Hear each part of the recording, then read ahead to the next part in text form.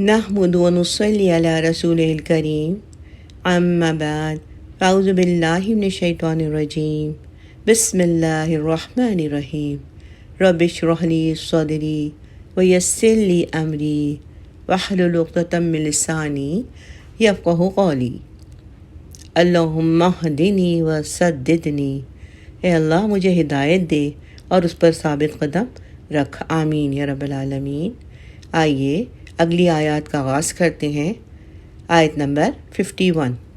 وَاذْكُرْ فِي الْكِتَابِ مُوسَىٰ إِنَّهُ كَانَ مُخْلَصًا وَكَانَ رَسُولًا نَبِيًّا، اور کتاب میں تذکرہ کیجیے موسیٰ علیہ السلام کا، یقیناً وہ تھے خاص کیے گئے اور وہ تھے رسول نبی۔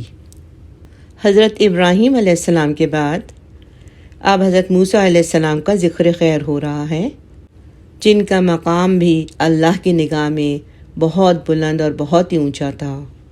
اللہ تعالیٰ نے نبی کریم صلی اللہ علیہ وسلم کو خطاب کر کے فرمایا کہ آپ قرآن کریم میں موسیٰ علیہ السلام بن عمران سے متعلق آیتوں کی بھی لوگوں کے سامنے تلاوت کیجیے، اس لیے کہ ہم نے انہیں بھی اپنی پیغمبری کے لیے چن لیا تھا، جیسا کہ اللہ تعالیٰ نے سورہ الاعراف آیت نمبر 144 میں فرمایا کہ میں نے آپ کو لوگوں کے مقابلے میں چن لیا ہے۔ اور اگر مخلص کو لام کی زیر کے ساتھ پڑھا جائے تو مفہوم یہ ہوگا کہ انہوں نے بھی اپنی عبادت کو ہمارے لیے خاص کر دیا تھا اور اپنی جبین نیاز صرف ہمارے سامنے جھکائی تھی، اور وہ بھی ہمارے رسول اور نبی تھے۔ ہم نے ان کے اندر بھی دونوں صفتیں جمع کر دی تھی، اور وہ بھی 5 بڑے اولو العزم رسولوں میں سے تھے، جن کے نام یہ ہیں: حضرت نوح علیہ السلام، حضرت ابراہیم علیہ السلام، حضرت موسیٰ علیہ السلام، حضرت عیسیٰ علیہ السلام اور محمد صلی اللہ علیہ وسلم۔ علماء نے لکھا ہے کہ رسول وہ ہوتا ہے جسے کتاب دی گئی ہے، اور نبی وہ ہوتا ہے جس پر وحی نازل ہوتی ہے اور اللہ کی طرف سے اپنی امت کو پیغام پہنچاتا ہے، لیکن اسے کوئی الگ اور مستقل کتاب نہیں دی جاتی۔ حضرت موسیٰ علیہ السلام صاحب شریعت بھی تھے اور کلیم اللہ بھی تھے، سبحان اللہ۔ آیت نمبر 52۔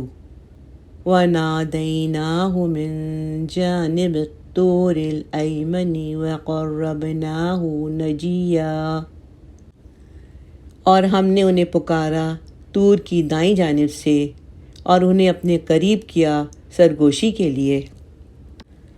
موسیٰ علیہ السلام مدین سے واپسی میں کوہ طور کے پاس سے گزرے۔ کوہ طور جو ہے یعنی طور کا پہاڑ، وہ مدین اور مصر کے راستے میں آتا ہے۔ وہاں انہیں آگ کی ضرورت پڑی۔ دیکھا کہ پہاڑ کی طرف ایک درخت تھا جس کے درمیان سے آواز آئی، اے موسیٰ، میں اللہ ہوں۔ اللہ نے انہیں قریب کیا اور ان سے سرگوشی کی بغیر واسطہ وحی کے، یعنی کسی وحی کے بغیر اللہ تعالیٰ نے خود سرگوشی کی کہ اللہ ان کی بات سن رہا تھا اور وہ اللہ کی بات سن رہے تھے۔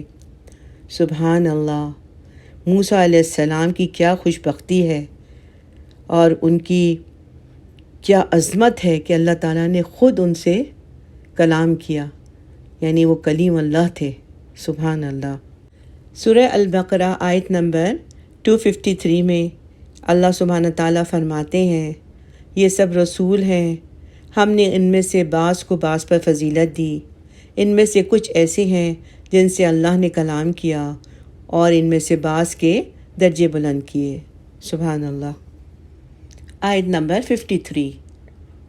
وَوَهَبْنَا لَهُ مِن رَحْمَتِنَا أَخَاهُ هَارُونَ نَبِيًّا، اور ہم نے انہیں عطا کیا اپنی رحمت سے ان کے بھائی ہارون کو بھی نبی بنا کر۔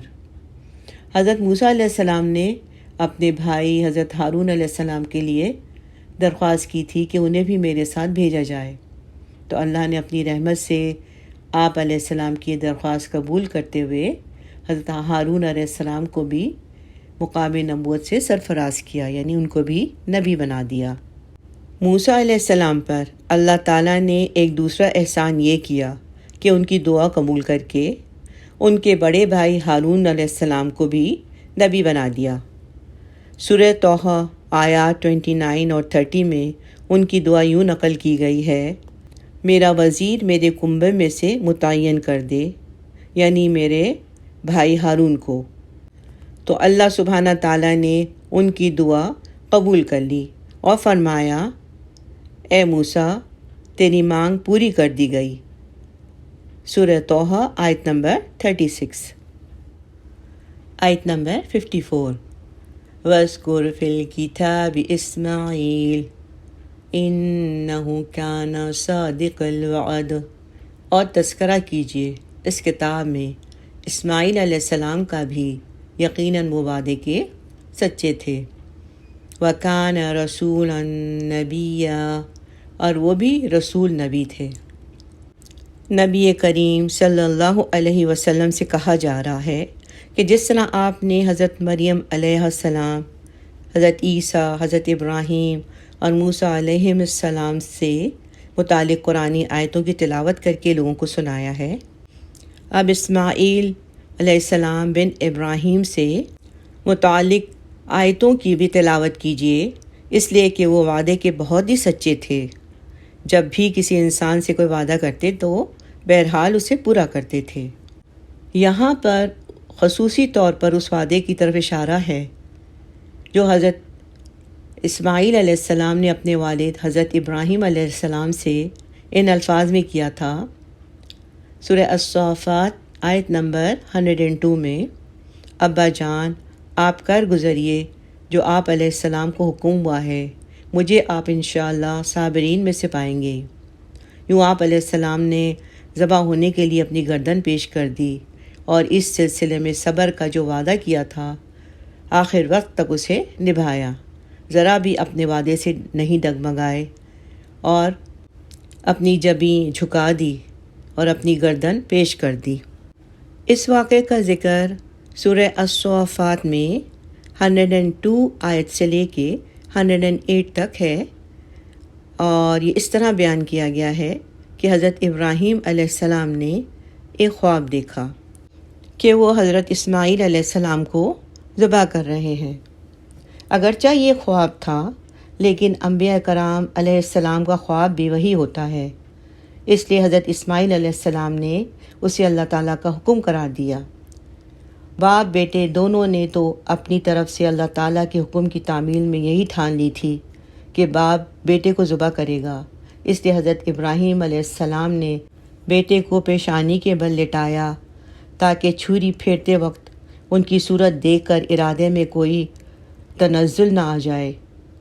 چونکہ باپ بیٹے دونوں اللہ کے حکم کی تعمیل میں اپنے اختیار کا ہر کام کر چکے تھے، اس لیے امتحان پورا ہو گیا۔ اب اللہ تعالیٰ نے اپنی قدرت کا کرشمہ دکھایا کہ چھری حضرت اسماعیل علیہ السلام کی بجائے ایک مینڈے پہ چلی، جو اللہ تعالیٰ نے اپنی قدرت سے وہاں بھیج دیا، اور حضرت اسماعیل علیہ السلام زندہ و سلامت رہے۔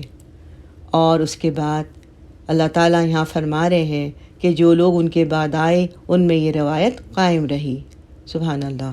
مزید تفصیل کے لیے ویڈیو خلیل اللہ کا جذبہ ایثار آپ دیکھ سکتے ہیں یوٹیوب چینل پر۔ آیت نمبر 55۔ وَكَانَ يَأْمُرُ أَهْلَهُ بِالصَّلَاةِ وَالزَّكَاةِ وَكَانَ عِندَ رَبِّهِ مَرْضِيًّا، اور وہ حکم دیتے تھے اپنے گھر والوں کو نماز اور زکوٰۃ کا، اور وہ اپنے رب کے نزدیک پسندیدہ تھے، یعنی اللہ تعالیٰ کے بہت ہی منظور نظر تھے۔ حضرت اسماعیل علیہ السلام بھی موسیٰ علیہ السلام کی مانند رسول اور نبی تھے۔ وہ اپنے اہل و عیال کو نماز، زکوٰۃ کا اور دیگر نیک کاموں کا حکم دیتے تھے تاکہ دوسروں کے لیے اچھی مثال بنے، اور اس لیے بھی کہ ان کے اہل و عیال دوسروں کی بنسبت دینی خیر خواہی کے زیادہ حقدار تھے، جیسا کہ اللہ تعالیٰ نے نبی کریم صلی اللہ علیہ وسلم سے فرمایا: آپ اپنے زیادہ قریبی رشتہ داروں کو ڈرائیے، سورہ الشعراء آیت نمبر 214۔ اور فرمایا آپ اپنے اہل کو نماز کا حکم دیجیے، سورہ طہ 132۔ اور فرمایا مومنوں اپنے آپ کو اور اپنے بال بچوں کو آگ سے بچاؤ، التحریم آیت نمبر 6۔ اور وہ اپنے رب کی نگاہ میں بڑے پاک باز، نیک سیرت اور صالح انسان تھے۔ آیت نمبر 56۔ وَاذْكُرْ فِي الْكِتَابِ ادریس، اور تذکرہ کیجیے کتاب میں ادریس علیہ السلام کا بھی، اِنَّهُ كَانَ صِدِّيقًا نَبِيًّا، یقیناً وہ صدیق نبی تھے۔ یہاں نبی کریم صلی اللہ علیہ وسلم سے کہا جا رہا ہے کہ آپ حضرت ادریس علیہ السلام سے متعلق قرآنی آیتوں کی بھی تلاوت کر کے لوگوں کو سنائیے، اس لیے کہ وہ بھی اپنے قول اور عمل میں بہت ہی سچے آدمی تھے اور نبی تھے، اور ہم نے انہیں بہت ہی اونچے مقام پر فائز کیا تھا، شرف نبوت سے نوازا تھا اور اپنے مقرب ترین بندوں میں سے بنایا تھا۔ حضرت ادریس علیہ السلام حضرت آدم علیہ السلام کے بعد اور حضرت نوح علیہ السلام سے پہلے کے زمانے میں مبعوث ہوئے۔ ان سے پہلے حضرت آدم علیہ السلام کی اولاد میں حضرت شیش علیہ السلام گزر چکے تھے۔ تورات میں ان کا نام ہنوک آیا ہے، لیکن اس کا ذکر قرآن پاک میں نہیں ہے۔ حضرت ادریس اور حضرت شیش علیہ السلام دونوں ہی نبی تھے، جبکہ ان کے بعد حضرت نوح علیہ السلام پہلے رسول کے طور پر مبعوث ہوئے تھے۔ روایات میں ہے کہ حضرت ادریس علیہ السلام شیش کے بیٹے اور حضرت آدم علیہ السلام کے پوتے تھے۔ لفظ ادریس عربی زبان کا لفظ نہیں ہے، مگر مفسرین نے اس کا مطلب یوں بیان کیا ہے کہ کثیر الدرس، یعنی بہت پڑھنے لکھنے والا۔ کہا جاتا ہے کہ حضرت ادریس علیہ السلام کے دور میں ہی قلم کا استعمال شروع ہوا تھا، یعنی لکھائی کا آغاز ہوا تھا، اور وہ لکھنے کے موجد تھے۔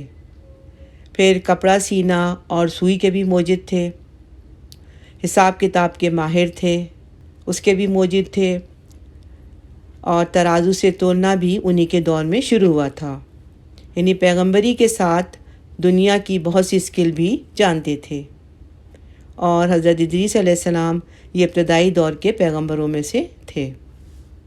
آیت نمبر 57۔ وَرَفَعْنَاهُ مَكَانًا عَلِيًّا، اور ہم نے انہیں اٹھایا بلند مقام پر۔ اسرائیلی روایات کے زیر اثر بعض مفسرین نے اس آیت کا مطلب یہ سمجھا کہ انہیں آسمان پر اٹھا لیا گیا، کہ حضرت ادریس علیہ السلام کو بھی اللہ تعالیٰ نے حضرت عیسیٰ علیہ السلام کی طرح زندہ اٹھا لیا۔ معراج کے موقع پر نبی کریم صلی اللہ علیہ وسلم کی چوتھے آسمان پر حضرت ادریس علیہ السلام سے ملاقات ہوئی تھی۔ لیکن اگر دیکھا جائے تو حضرت عیسیٰ علیہ السلام کے بارے میں الفاظ قرآنی میں بہت واضح ہے۔ آیت نمبر 55 سورہ آل عمران، رافعوک الیہ، کہ میں آپ علیہ السلام کو اپنی طرف اٹھانے والا ہوں۔ ان الفاظ سے رفع سماوی کا مفہوم متعین ہوتا ہے، یعنی یہ پتہ چلتا ہے کہ حضرت عیسیٰ علیہ السلام کو آسمان میں اٹھا لیا گیا۔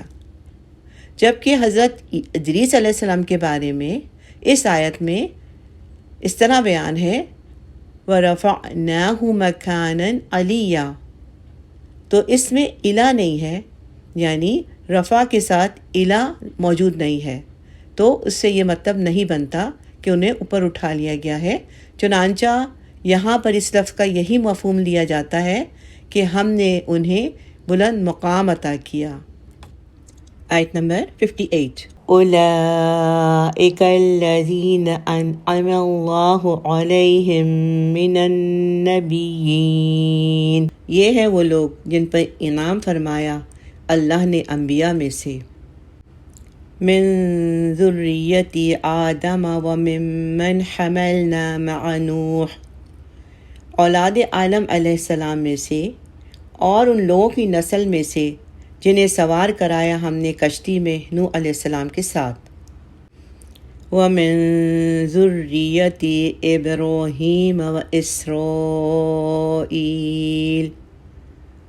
وَمِمَّنْ هَدَيْنَا وَاجْتَبَيْنَا، اور ابراہیم علیہ السلام اور یعقوب کی نسل میں سے، اور ان میں سے جنہیں ہم نے ہدایت دی اور جنہیں ہم نے چن لیا۔ اِذَا تُتْلَى عَلَيْهِمْ آيَاتُ الرَّحْمَنِ خَرُّوا سُجَّدًا وَبُكِيًّا، جب تلاوت کی جاتی ان پر رحمان کی آیات تو وہ گر پڑتے تھے اللہ کی جناب میں سجدہ کرتے ہوئے اور روتے ہوئے۔ یہاں سجدہ تلاوت ہے۔ یہاں اللہ کے ان بندوں کا ذکر ہو رہا ہے جن پر اللہ کا خاص انعام ہوا، جس کی دعا ہم سورہ الفاتحہ میں کرتے ہیں، یعنی صراط الذین انعمت علیہم، جن پر تیرا انعام نازل ہوا۔ یعنی یہاں پہ جن لوگوں کا ذکر ہو رہا ہے، جیسے کہ اس صورت میں حضرت زکریا علیہ السلام سے لے کر حضرت ادریس علیہ السلام تک جن انبیاء کرام کا ذکر آیا ہے، انہی کی طرف اشارہ ہے کہ اللہ تعالیٰ نے انہیں بہت سی دنیاوی اور دینی نعمتیں دیں۔ یہ انبیاء کرام حضرت آدم علیہ السلام، حضرت ابراہیم علیہ السلام اور یعقوب علیہ السلام کی اولاد سے تھے۔ ان سب کو اللہ تعالیٰ نے راہ حق کی طرف ہدایت دی اور نبوت جیسے عظیم ترین مقام اور مرتبہ کے لیے چن لیا گیا۔ اور یہ لوگ جب اللہ کا کلام سنتے تھے جس میں توحید کے دلائل اور نصیحت کی دیگر باتیں ہوتی تھیں، تو اللہ کے سامنے سر پر سجود ہو جاتے تھے اور شدت اور خشوع اور خضوع کی وجہ سے روتے تھے۔ یعنی اولئک الذین انعم اللہ، وہ لوگ جن پر خاص انعام اللہ تعالیٰ کی طرف سے کیا گیا، یعنی ان کی خصوصیت بیان کی جا رہی ہے کہ جب وہ اللہ کی آیات سنتے ہیں تو آیات سن کر ان کے دل اتنے نرم ہو جاتے ہیں تو سجدہ کرتے ہوئے اور روتے ہوئے زمین پر گر جاتے ہیں۔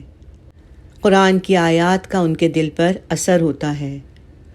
جس طرح آپ کو یاد ہوگا کہ اس سورہ کے شروع میں نجاشی کا واقعہ بیان کیا گیا تھا کہ جب اس نے سورہ مریم کی آیات سنی تو وہ رونے لگا، اتنا رویا کہ اس کی داڑھی جو ہے وہ تر ہو گئی۔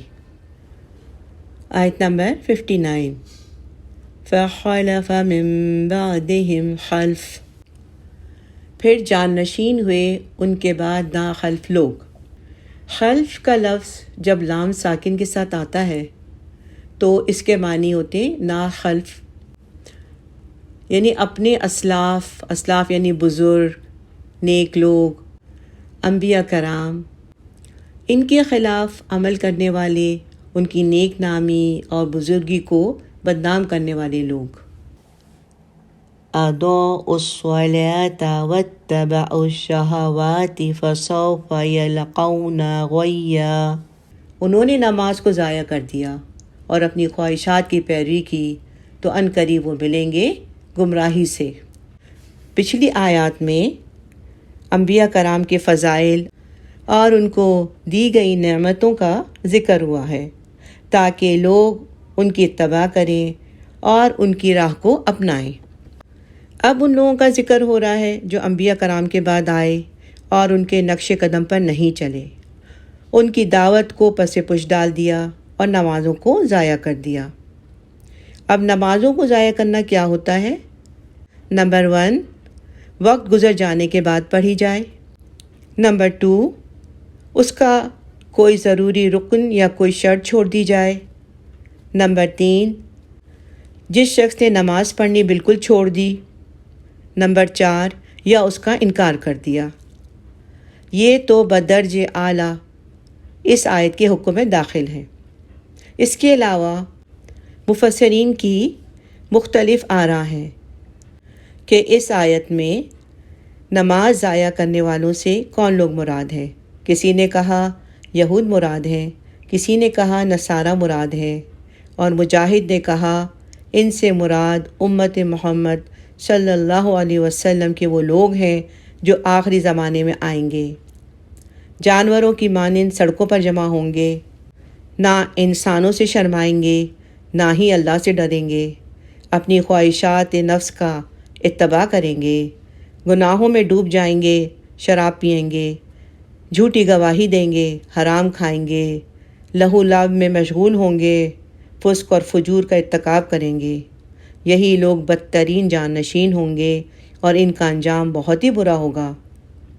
ایک رائے یہی ہے کہ غی جہنم میں ایک کنواں ہے یا ایک وادی ہے، یعنی قیامت کے دن ایسے لوگ جہنم کے اسی کنویں میں یا ایسی وادی میں ڈال دیے جائیں گے۔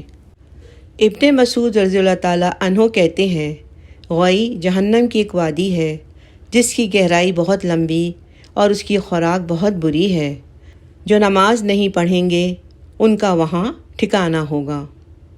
تو انسان کو اپنی نماز کی وقتاً فوقتاً دیکھ بھال کرتے رہنا چاہیے، کیونکہ نماز کو ضائع کر دینا دین کو ضائع کرنا ہے، اور اس میں نماز کو یا تو پڑھنا ہی نہیں، یہ بھی نماز ضائع کرنا ہے، یا پڑھنا تو لیٹ پڑھنا، یہ بھی نماز کو ضائع کرنا ہے۔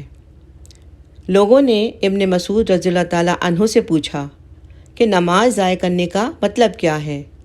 تو انہوں نے کہا، اس سے مراد نماز کو اتنی دیر سے پڑھنا کہ اصل وقت ہی نکل جائے۔ لوگوں نے کہا، ہم یہ سمجھتے تھے کہ نماز کو چھوڑنا اسے ترک کرنا ہے۔ انہوں نے کہا، اگر وہ نماز چھوڑ دیتے تو کافر ہو جاتے۔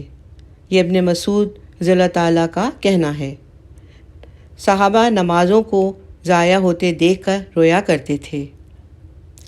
امام زہری کہتے ہیں کہ میں دمشق میں انس بن مالک رضی اللہ تعالیٰ عنہ کی خدمت میں گیا۔ آپ اس وقت رو رہے تھے۔ میں نے عرض کیا، آپ کیوں رو رہے ہیں؟ انہوں نے فرمایا، اب میں اس نماز کے علاوہ نبی کریم صلی اللہ علیہ وسلم کے دور کی کوئی چیز نہیں پاتا، اور اب اس نماز کو بھی ضائع کر دیا گیا ہے، یعنی اس کو تاخیر سے پڑھتے ہیں۔ تاخیر سے پڑھنے پر بھی وہ رو رہے تھے۔ آئیے دعا کرتے ہیں، رب اجعلنی مقیم الصلاۃ ومن ذریتی، ربنا تقبل دعا، آمین۔ آیت نمبر 60، إِلَّا مَن تَابَ وَآمَنَ وَعَمِلَ صَالِحًا فَأُولَئِكَ يَدْخُلُونَ الْجَنَّةَ وَلَا يُظْلَمُونَ شَيْئًا، سوائے ان کے جنہوں نے توبہ کی اور وہ ایمان لائے اور انہوں نے نیک اعمال کیے، تو وہی لوگ جنت میں داخل ہوں گے، اور ان پر قطعاً کوئی ظلم نہیں کیا جائے گا، یعنی ان کے اعمال کا انہیں پورا پورا بدلہ دیا جائے گا، اور ان کی ذرہ بھر بھی حق تلفی نہیں کی جائے گی۔ جیسے پچھلی آیت میں برے جانشینوں کا ذکر تھا، تو یہاں پر یہ ہے کہ ان برے جانشینوں میں سے جو لوگ توبہ کریں گے، نماز کی حفاظت کریں گے، خواہشات کی غلامی کو ترک کر دیں گے، یعنی نفسانی خواہشات، دنیا کی اٹریکشن، اور عمل صالح کی زندگی اختیار کریں گے، تو اللہ تعالیٰ انہیں ان کے سلف صالحین کے ساتھ جنت میں داخل کرے گا، اور ان کے اعمال صالح کا معمولی سا اجر بھی ضائع نہیں کرے گا، اس لیے کہ توبہ تمام سابقہ گناہوں کو ختم کرتی ہے، اور وہ لوگ بھی جنت میں داخل ہوں گے انشاءاللہ۔ آیت نمبر 61 and 62۔ آیت نمبر 61، جنات عدن التي وعد الرحمن عبادہ بالغیب، انہیں ملیں گے عیش و دوام کے باغات جن کا وعدہ کیا تھا رحمان نے اپنے بندوں سے غیب میں۔ انہ کان وعدہ مأتیا، یقیناً اس کا وعدہ تو پورا ہونے والا ہی ہے۔ 62، لا یسمعون فیہا لغوا الا سلاما، اور نہیں سنیں گے اس میں کوئی لغو بات مگر سلام۔ وَلَهُمْ رِزْقُهُمْ فِيهَا بُكْرَةً وَعَشِيًّا، اور ان کے لیے ان کا رزق ہوگا اس میں صبح اور شام۔ وہ لوگ جنہوں نے توبہ کی اور نمازوں کی حفاظت کی، عمل صالح کیے، وہ تمام لوگ جنت میں جائیں گے۔ اس جنت کا نام جنت عدن ہے، جس کا وعدہ اللہ تعالیٰ نے اپنے ان بندوں سے کر رکھا ہے جو اس ذات برحق پر بے دیکھے ایمان رکھتے ہیں۔ اور مزید تاکید کے طور پر اللہ نے فرمایا کہ اللہ کا یہ وعدہ پورا ہو کے رہے گا، اس میں شک کرنے والی کوئی گنجائش نہیں ہے۔ اللہ تعالیٰ کی طرف سے قرآن کریم میں نیک لوگوں کے لیے جنت کا وعدہ جگہ جگہ پر موجود ہے۔ دنیاوی زندگی میں نہ تو کسی نے جنت کو دیکھا ہے اور نہ ہی اللہ تعالیٰ کو دیکھا ہے، یہ سارا معاملہ غیب کا ہی ہے۔ چنانچہ جو شخص اللہ کو اور اس کے ایسے تمام وعدوں کو مانتا ہے وہ یؤمنون بالغیب، یعنی وہ غیب پر ایمان لاتا ہے اور غیب پر ایمان رکھتا ہے۔ آیت نمبر 62 میں اللہ سبحانہ تعالیٰ فرماتے ہیں مزید تاکید کے طور پر کہ اللہ نے فرمایا کہ اللہ کا یہ وعدہ پورا ہو کر رہے گا، اس میں شک کرنے کی کوئی گنجائش نہیں، اور اس جنت پہ رہنے والے جنتی کوئی فضول اور لغو بات نہیں سنیں گے، بلکہ فرشتے انہیں سلام کریں گے یا آپس میں ایک دوسرے کو سلام کیا کریں گے، جیسے اللہ تعالیٰ سورہ الواقعہ آیت نمبر 25 اور 26 میں فرماتے ہیں، نہ وہاں لغو بات سنیں گے اور نہ گناہ کی بات، صرف سلام ہی سلام کی آواز ہوگی، اور ہر کھانے کے وقت ان کا من چاہا کھانا انہیں ملتا رہے گا۔ آئیے دعا کرتے ہیں، اللہم اجعلنا منہم، آمین۔ آیت نمبر 63، تِلْکَ الْجَنَّةُ الَّتِی نُورِثُ مِنْ عِبَادِنَا مَنْ كَانَ تَقِیًّا، یہ ہے وہ جنت جس کا ہم وارث بنائیں گے اپنے بندوں میں سے ان کو جو متقی ہوں گے۔ اللہ سبحانہ تعالیٰ نے فرمایا کہ یہ وہ جنت ہوگی جو ہم اپنے ان بندوں کو دیں گے جو اہل تقویٰ ہوں گے۔ کون ہوں گے اہل تقویٰ؟ وہ لوگ جو خوشی اور غم ہر حال میں ہمارے فرما بردار ہوں گے۔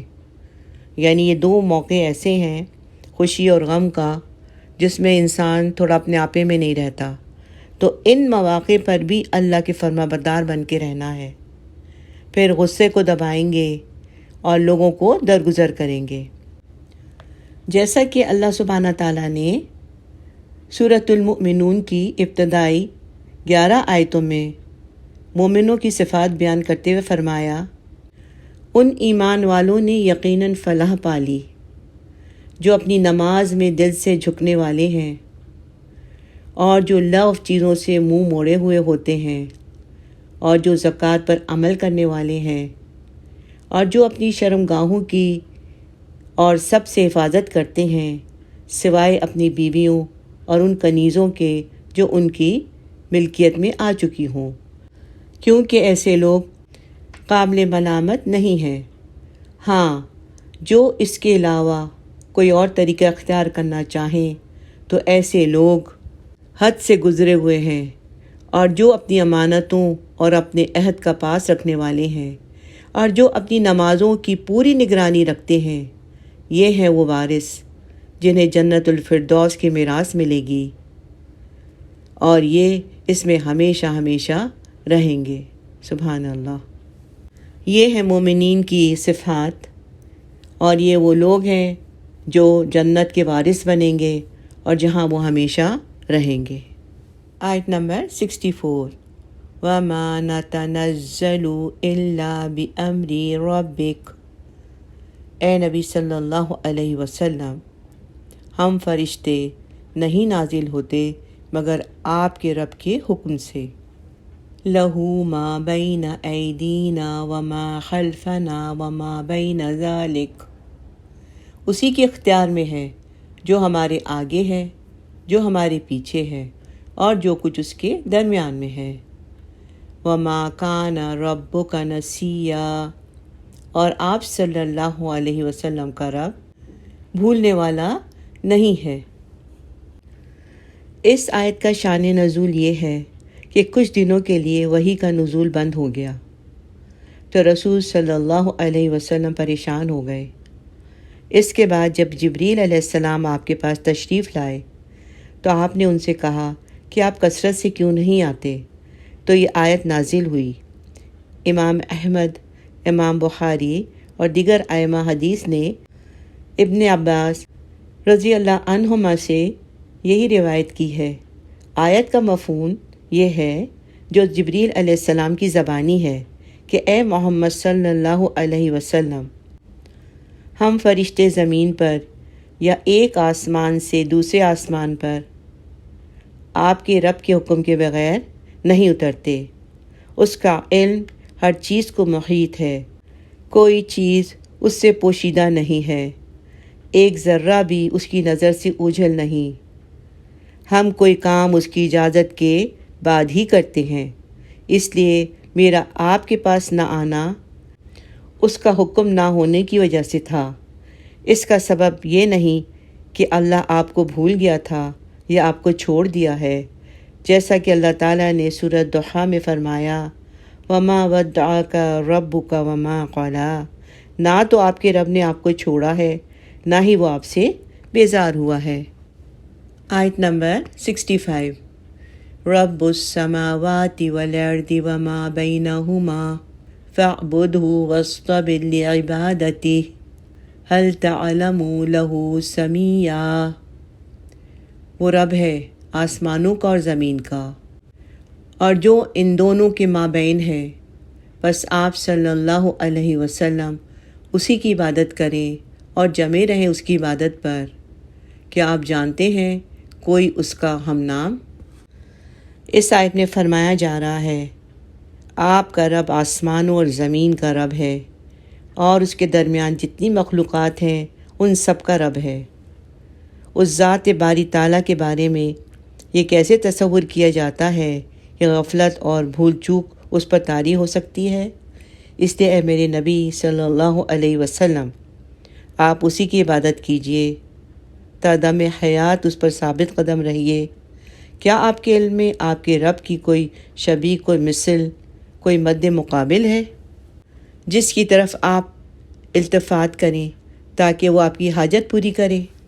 جب ایسی کوئی بات نہیں تو اس کے سوا کوئی چارہ کار نہیں کہ اسی کے سامنے سر تسلیم خم کیا جائے، اسی کی عبادت کی جائے اور اس راہ میں پیش آنے والی ہر تکلیف پر صبر کیا جائے۔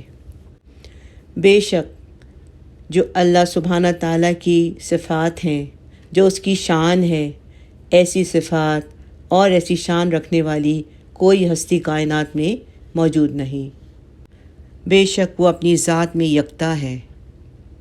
الحمدللہ، یہاں اس رکوع کا اختتام ہوا۔ بارک اللہ لی و لکم، وآخر دعوانا ان الحمدللہ رب العالمین۔